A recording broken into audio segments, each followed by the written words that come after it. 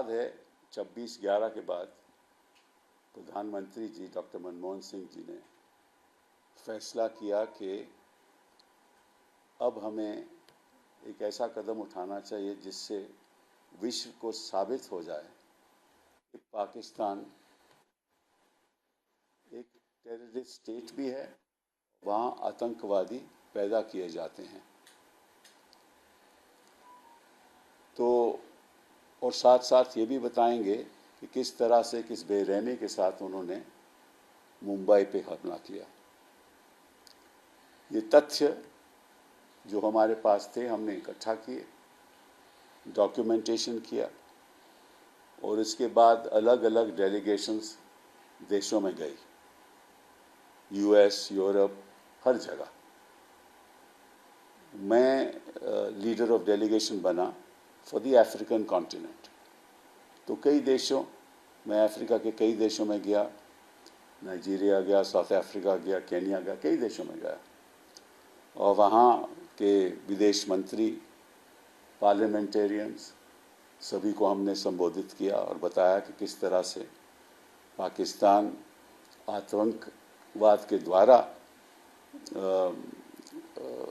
हिंदुस्तान पे हमला करता है और फिर कहता है कि हमें, और फिर पाकिस्तान कहता है कि हमें कोई लेना देना नहीं है। अब ये तो साफ जाहिर हो गया कि अजमल वहीं से आया था, दस्तावेज भी सब साबित हो गए। तो निश्चित रूप से ये एक वातावरण पैदा हुआ विश्व में जिसका आज भी हमें फ़ायदा मिल रहा है। वो वातावरण पैदा हुआ कि पाकिस्तान एक ऐसा देश है which is a factory which produces terrorists, जो आतंकवादी पैदा करते हैं। और मैं समझता हूँ कि इसी की वजह से आज विश्व में ये एक देश, हर देश की लगभग सोच है जो पाकिस्तान से खास जुड़ा हुआ नहीं है कि भाई पाकिस्तान, इवन चाइना ने भी टेररिस्ट अटैक का विरोध किया और कहा कि निंदाजनक है। तो सभी जानते हैं कि पाकिस्तान के द्वारा ये होता है। अब बट सभी स्टेट के साथ जोड़ना नहीं चाहते, लेकिन सभी को मालूम है।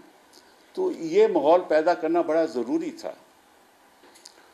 इस बीच आपको मालूम है कि जो टेररिस्ट एक्टिविटी कश्मीर में घटती गई, डॉक्टर मनमोहन सिंह के कार्यालय में ही घटती गई। जब 2014 आया तो आप अगर आंकड़े देखोगे तो आज से कम टेररिस्ट अटैक्स हुए थे, आज से भी कम। ये शायद जनता को पता नहीं। 2014 में the number of attacks bye terrorist in Jammu and Kashmir was less than what happened in later years after 2014. ये भी एक रियलिटी है। तो निश्चित रूप से एक ऐसा प्रभावित जो हमने कदम उठाया था उसका हमें फ़ायदा हुआ।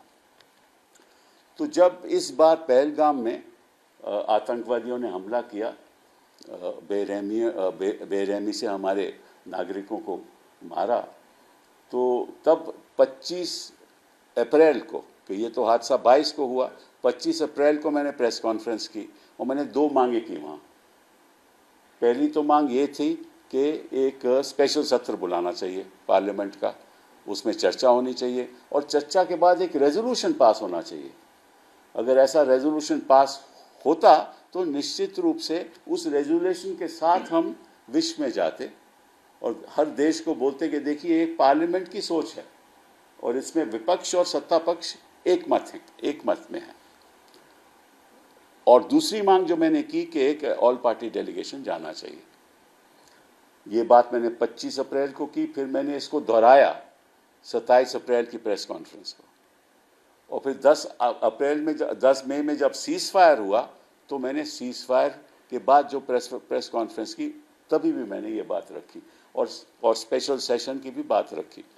लेकिन पिछले लगभग 10-11 साल से मोदी जी विपक्ष की बात तो नहीं मानते, कि लगता है कि भाई कुछ हमारी बात सुन ली उन्होंने शायद।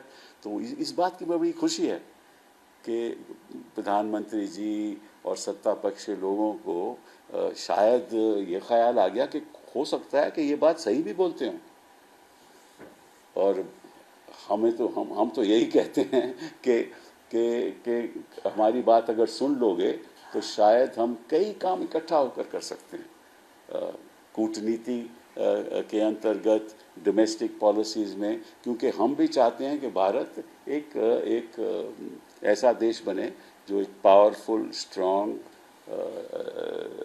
हमारा राष्ट्र हो। तो कोई हर्ज नहीं होता विपक्ष की बात सुनने का, लेकिन मैं अब मुबारकबाद देना चाहता हूँ सत्ता पक्ष के लोगों को कि उन्होंने हमारी बात सुनी और एक ऑल पार्टी डेलीगेशन गया। उस समय भी ऑल पार्टी डेलीगेशन था, तो ये बड़ी खुशी की बात है।